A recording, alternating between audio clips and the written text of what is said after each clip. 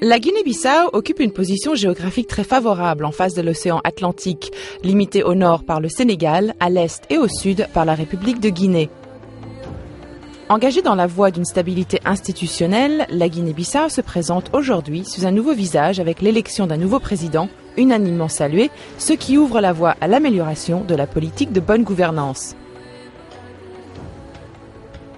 Très peu peuplée, 1,5 million d'habitants, la Guinée-Bissau est dans une phase active d'amélioration de son climat des affaires grâce à la mise en place d'un centre de formalisation des entreprises, un cadre juridique et fiscal sécurisant et des instruments de protection des investissements.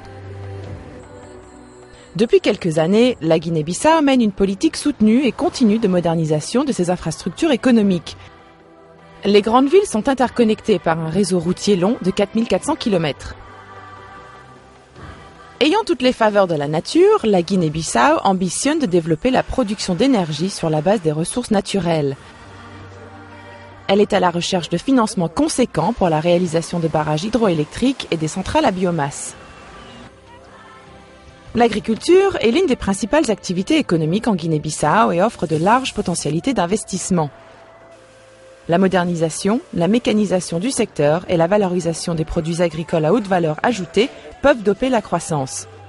Avec ses 90 000 tonnes de produits halieutiques exploitables par an, la pêche est une activité florissante. Les unités de transformation industrielle des produits sont quasi inexistantes.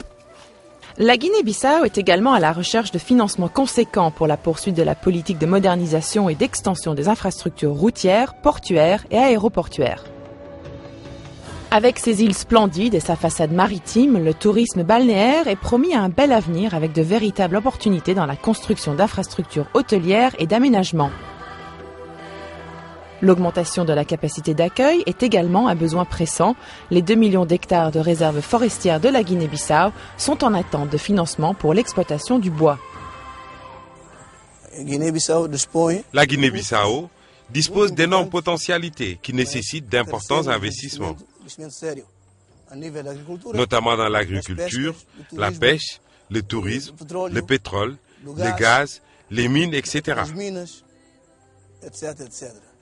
Le gouvernement vient de mettre en place un centre de formalisation des entreprises.